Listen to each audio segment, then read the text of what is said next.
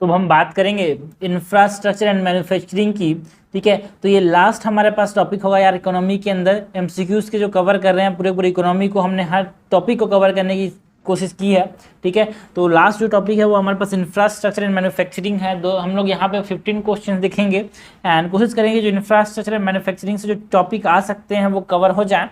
So question number 1 से start करते हैं यार। Consider the following statement regarding the coal mining in India. हमको क्या पूछा गया है? कोल माइनिंग के बारे में पूछा गया है। The ownership of a coal mine for captive use has been made illegal in India। क्या जो ओनरशिप है कोल माइनिंग का कैप्टिव यूज़ के लिए वो हमारे पास इलीगल है भाई। पहले इलीगल था, है ना? ऐसा है क्या ना? देखो भाई, जो ओनरशिप है कोल माइनिंग का for captive use has been made illegal, पहले इलीगल था, बट हमारे पास जो नेशनलाइज्ड हुआ था ना कोल माइंस 1973 में, उसके बाद प्राइवेट यूज़ के लिए भी इसको ना कैप्टिव यूज़ के लिए प्राइवेट प्लेयर्स को भी यहाँ पे दे दिया गया। ठीक है, so it is not illegal now. Companies both foreign and domestic registered in India are allowed to participate in the mining auction. देखो भाई, बिल्कुल सही बात है, फॉरेन एंड डोमेस्टिक कंपनीज दोनों जो है माइनिंग ऑक्शन में यहाँ पे पार्टिसिपेट कर सकते हैं। हमसे करेक्ट पूछा गया, करेक्ट जाएगा B2 ओनली। क्वेश्चन नंबर 2 है, consider the following statement. India has become the largest global energy consumer owing to its increasing population. क्या लार्जेस्ट एनर्जी कंज्यूमर इंडिया है भाई? ना, इंडिया लार्जेस्ट एनर्जी कंज्यूमर नहीं है, ये चाइना है भाई। ठीक है, India is third largest. Deendayal Gram Jyoti Yojana aims to separate the feeder line for agriculture and domestic use. बिल्कुल सही बात है यार, एक सेंट्रल सेक्टर स्कीम में 100% फंड कौन देता है? सेंट्रल गवर्नमेंट देता है दीनदयाल ग्राम ज्योति योजना में, एंड मिनिस्ट्री ऑफ पावर इसको इम्प्लीमेंट करती है भाई। ठीक है, एंड ये बात करता है कि सेपरेट करेगा फीडर लाइन को for agriculture and domestic use, है ना? ये इलेक्ट्रिफिकेशन ऑफ विलेजेस की बात करता है। पीएम उज्ज्वला योजना, एक उज्ज्वला है एक उजाला है। ठीक है, एंड पीएम उज्ज्वला योजना जो है वो किसके बारे में है? ये एलपीजी कनेक्शंस के बारे में है। बिल्कुल सही बात है यार, है ना? Free LPG cylinders to the womens of BPL household. देखो भाई, फ्री तो नहीं देता है, एलपीजी कनेक्शन प्रोवाइड करता है बट नॉट फ्री। ठीक है, दिस इज इनकरेक्ट। एंड उजाला योजना जो है वो बल्ब के लिए है।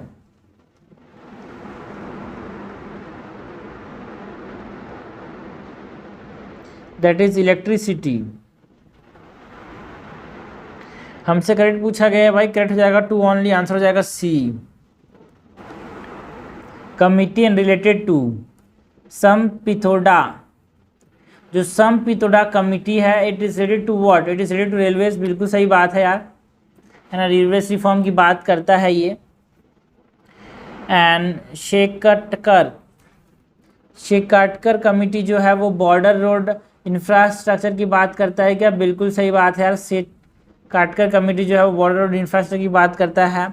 अनूप सतपथी कमिटी जो है मिनिमम वेज के लिए है। बिल्कुल सही बात है यार। SS तारापुर कमिटी जो है ये भी सही है कि ये कैपिटल अकाउंट कन्वर्टेबिलिटी के बारे में बात करते हैं। तो चारों के चारों सही है यहाँ पे। ठीक है, तो हमसे कैटली मैच पूछा है, कैटली मैच गड्डी तो याद रखना भाई, सब चीज़ें पूछी जाती है। समपिथोडा कमिटी, है ना? पिथोडा railway, Shekatkar border road organisation, Anoop Satpathy minimum wages, SS Tarapur capital. C और C है यहाँ पे, SS यहाँ पे है, तो कैपिटल अकाउंट कन्वर्टेबिलिटी की बात होगी। ठीक है, अनूप स्वतपथी। ठीक है, स्वतपथी, अनूप स्वतपथी, है ना? अनूप में N है, यहाँ मिनिमम में N है, तो इस प्रकार से थोड़ा मोटा चीज़ समझना पड़ेगा, है ना? सैम मतलब सैम वेस। ठीक है, इस प्रकार से याद लेना। क्वेश्चन नंबर 4 है, in relation to the MP LAD, हमको बात किसी करनी है? Member of the parliament local area development scheme की बात करनी है।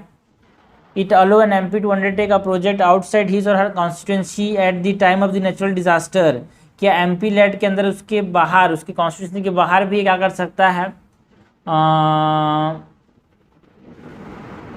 प्रोजेक्ट कर सकता है बिल्कुल डिजास्टर के समय, है ना। हमारे पास 5 साल में उसको 5 करोड़ रुपये मिलता है एंड पर ईयर वो 25 लाख रुपए ना आउट ऑफ द स्टेट वो क्या कर सकता है, नेचुरल डिजास्टर में दे सकता है यार।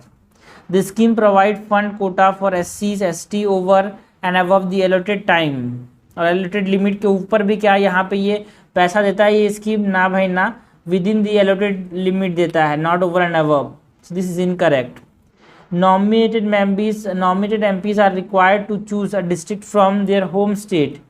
बिल्कुल गलत है भाई। Nominated MPs are free to choose any district from anywhere in the country, not home state. So this is incorrect. An MP is allotted ₹5 crore per constituency for a period of 5 years or till the time he hold his seat in the parliament. MP को 5 करोड़ रुपए दिए जाते हैं, बिल्कुल सही बात है ना। इट इज़ 5 करोड़ पर कॉन्स्टिट्यूंसी पर ईयर, 5 करोड़ पर कॉन्स्टिट्यूंसी पर ईयर। तो मैंने जो ऊपर में बोला था ना 5 करोड़ 5 साल में दिए जाते हैं, उन्हें पर ईयर 5 करोड़ दिए जाते हैं, 5 करोड़ पर ईयर, ठीक है, एमपी को। सो ये गलत हो गया यार। तो 5 साल में कितना, 25 करोड़, ठीक है। And it is not lapsable, याद रखना। आप इसको खर्च नहीं कर पाओगे तो वापस से अगले साल नहीं जाएगा। ऐसे है क्या, the amount is not lapsable is carried forward for the next year if unused, ठीक है ना भाई। तो ऐसा नहीं है कि आप पैसा इस्तेमाल नहीं कर पाओगे तो आपका ख़त्म हो जाएगा। आप इट इज़ नॉट लैप्सेबल, आप पैसा खर्चा नहीं कर पाए तो अगले साल चला जाएगा वो। तो इनकट हमसे पूछा गया है, इनकट हो जाएगा यहाँ पे 2, 3, 4 ओनली। क्वेश्चन नंबर 5 है, consider the following factor export of assembled goods to the richer countries, ठीक है। हमसे क्या पूछा गया है, which of the above factor are likely to act as an obstacle for India to be a part of the global assembly chain for network product. हमारे पास इनमें से कौन कौन से फैक्टर जो है ऑब्स्टेकल का काम करेंगे यार। Export of assemble goods to the richer countries, क्या ये ऑब्स्टेकल का काम करेगा?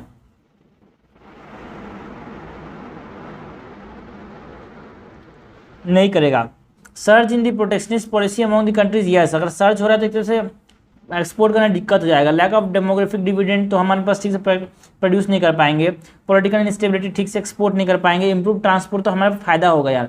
तो फर्स्ट एंड फिफ्थ नहीं होगा, आंसर हो जाएगा B. 2, 3 and 4 are obstacle to be a part of the global assembly chain. Question number 6 देखते हैं यार। In relation to the model tenancy act 2019, हमको बात सी करनी है मॉडल टेनेंसी एक्ट की 2019 की। हमसे क्या पूछा गया है, करेक्ट पूछा गया है। Commercial properties are kept outside the purview of the model tenancy act, क्या ये स्टेटमेंट सही है भाई? कि जो कमर्शियल प्रॉपर्टीज है उनको आउटसाइड रखा गया है? नो। ये जो मॉडल टेनेंसी एक्ट है ये residential, commercial as well as educational purpose के लिए प्रॉपर्टीज को इस्तेमाल कर सकते हैं। So this does not keep it outside, okay. The highest appeal under the act lies with the High Court of the state where property is registered. बिल्कुल गलत बात है। यहाँ पे जो हाईएस्ट अथॉरिटी है ना वो क्या है, district collector, okay.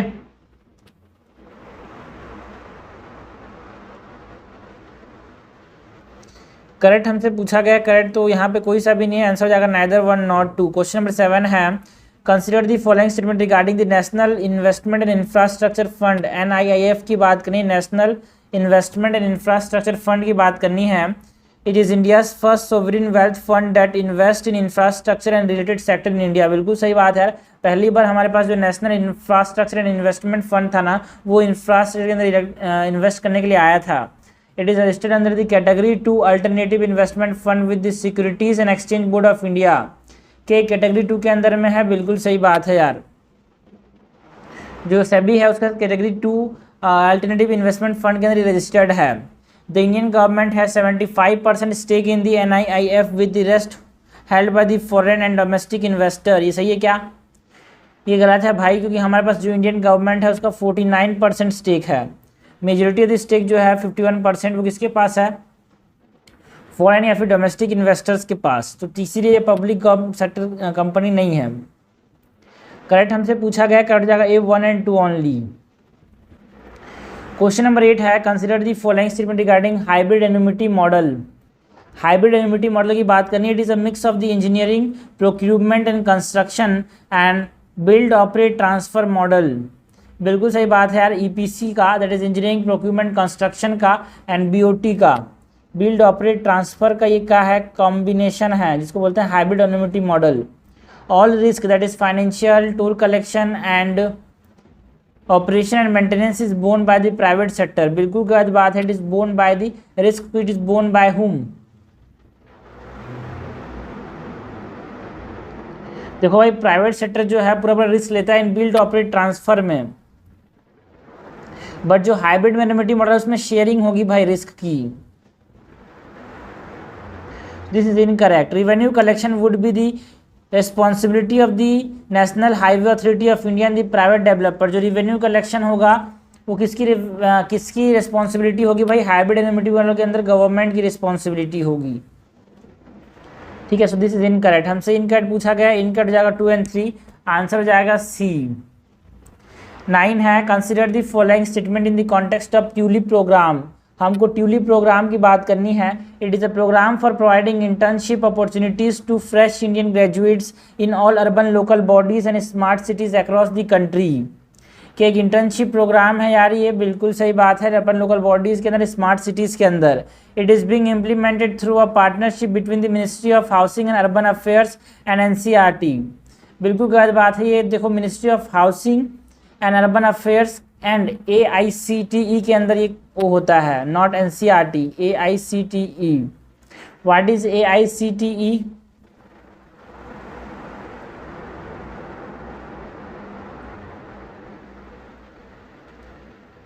All India council for technical education. ठीक है, इट ले emphasis on the doctrine of imparting education by learning by doing. बिल्कुल सही बात है यार, ये लर्निंग बाय डूइंग पे एम्फेसिस करता है क्या, बिल्कुल करता है। करेक्ट हमसे पूछा गया, कट जाएगा 1 और 3, आंसर हो जाएगा बी। क्वेश्चन नंबर 10 है, consider the following statement regarding the Swiss challenge model. हमको स्विस चैलेंज मॉडल की बात करनी है। तो जो स्विस चैलेंज मॉडल है, it is a method of bidding often used in public project in which an interested party initiate a proposal for a contract or bid for a project। बिल्कुल सही बात है यार, एक बिडिंग का method है ये Swiss challenge method. This method can be applied to project taken or project that are taken up on a PPP basis, that is public private partnership basis only बोल रहा है। क्या PPP बेसिस जिस पे लेते हैं उसी पे इसको अप्लाई कर सकते हैं? नो, PPP बेसिस पे तो कर ही सकते हैं, but also cover other sector.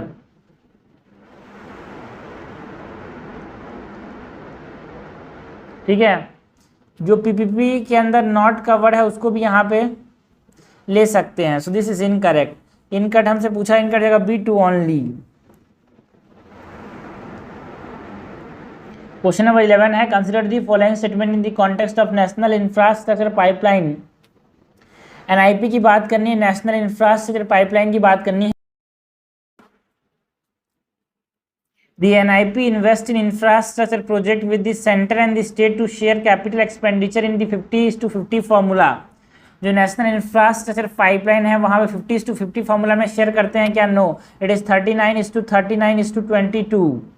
State का centre, state and private sector national infrastructure pipeline के अंदर ऐसा शेयर होता है। The highest weightage of expenditure in NIP has been given to the road sector. जो हाईएस्ट वेटेज दिया गया है वो किसको दिया गया है? एनर्जी को दिया गया है भाई, फिर रोड को दिया गया है। NIP cover both economic and social infrastructure. बिल्कुल सही बात है यार, करेक्ट हमसे पूछा गया, कट जाएगा B3 ओनली। क्वेश्चन नंबर 12 है, consider the following statement regarding the national urban digital mission. हमको नेशनल अर्बन डिजिटल मिशन की बात करनी है। It aim to build the share digital infrastructure for improving urban to rural connectivity. जो national urban digital mission है वो urban to rural connectivity को improve करने की बात करता है क्या?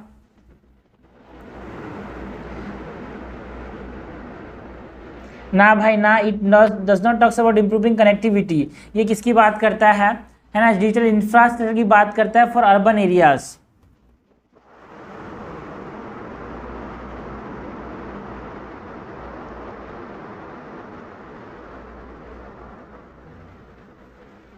It has been launched by the Ministry of Housing and Urban Affairs along with the Ministry of Science and Technology. देखो भाई, ये जो नेशनल अर्बन डिजिटल मिशन है उसको मिनिस्ट्री ऑफ अर्बन अफेयर्स ने ministry of information technology, that is MeitY ministry of electronics and information technology के साथ मिलकर लॉन्च किया था। इनका दोनों हो जाएगा, आंसर हो जाएगा सी।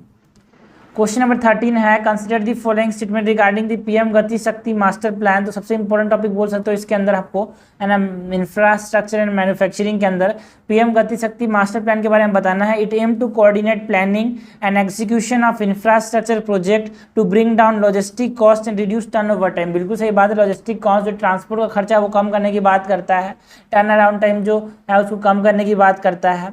This plan will not cover electronic parks, industrial corridors and agri zones. गलत बात है यार, ये इंडस्ट्रियल कॉरिडोर्स को भी कवर करेगा, एग्री जोन्स को भी कवर करेगा, डिफेंस कॉरिडोर को भी कवर करेगा, फार्मास्यूटिकल क्लस्टर को भी कवर करेगा। So this is incorrect. It endeavour to build next generation infrastructure which improve the ease of living as well as of doing business. बिल्कुल सही बात है, हमसे करेक्ट पूछा गया है। करेक्ट हो जाएगा 1 और 3, आंसर हो जाएगा बी। क्वेश्चन नंबर 14 है, consider the following statement regarding the national industrial corridor programme. हमको नेशनल इंडस्ट्रियल कॉरिडोर प्रोग्राम की बात करनी है। It is a programme in which it is envisaged to develop new industrial cities as smart cities and to cover the next generation technologies in the infrastructure sector. बिल्कुल सही बात है यार, नई इंडस्ट्रियल सिटीज बनाने की बात करता है जो नेशनल इंडस्ट्रियल कॉरिडोर प्रोग्राम है वो। The implementing agency of NICP is the National Highway Authority of India under the Ministry of Road Transport and Highway। यहाँ पे जो इम्प्लीमेंटिंग एजेंसी है वो कौन है भाई, है ना, it is the national industrial corridor development and implementation trust, ठीक है, NICDIT, जो कि किसके अंदर काम करता है, ministry of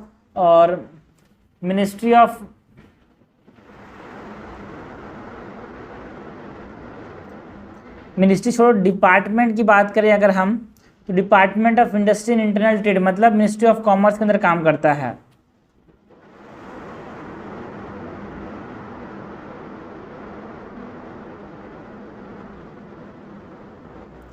this is incorrect. The main purpose of industrial corridor is the industrial development and growth while of the social economic zones are for the promotion of exports। Industrial corridor का काम क्या है, industrial development, and social special economic zone का काम क्या है, promotion of exports. क्या statement सही है भाई, बिल्कुल सही बात है यार, करेक्ट हमसे पूछा गया, कट जाएगा 1 और 3, आंसर हो जाएगा बी। लास्ट क्वेश्चन है, क्वेश्चन नंबर 15 है, consider the following statement regarding the hybrid annuity model, वही mix of BOT build operate transfer and EPC। Under this model, the National Highway Authority of India pay 40% of the total project expenditure and the remaining 60% has to be arranged by the road developer। बिल्कुल सही बात है। The government bear all the operation and maintenance risk and also the all financial risk। ना भाई ना, हम देखा यहाँ पे क्या होता है, रिस्क शेयरिंग की बात होती है यार, है ना, रिस्क शेयरिंग की बात होती है, दोनों जो बनाने वाले और जो पैसा देने दोनों यहाँ पे शेयर करते हैं रिस्क को, है ना। OM जो हमारे पास ऑपरेशन मैनेजमेंट रिस्क है वो किसके हाथ में होता है, ये प्राइवेट सेक्टर के हाथ में होता है, एंड जो फाइनेंशियल रिस्क है वो हमारे पास गवर्नमेंट के हाथ में होता है। The cost of the project under the hybrid annuity model is inflation indexed. यहाँ पे जो कॉस्ट होता है वो इन्फ्लेशन इंडेक्स होता है, बिल्कुल सही बात है, इन्फ्लेशन के साथ ये एडजस्टेड होता है, and it is based on CPI as well as WPI, CPI IW and WPI। Okay, तो करेक्ट हमसे पूछा गया है, करेक्ट हो जाएगा 1 और 3, आंसर हो जाएगा सी। तो हमने कवर किया भाई पूरे इकोनॉमी को, ठीक है, MCQs के थ्रू। तो ये हमारा लास्ट था जहाँ पे हमने मैन्युफैक्चरिंग एंड इंफ्रास्ट्रक्चर कवर किया। अब हम नेक्स्ट देखेंगे इकोनॉमी, इन्वायरमेंट।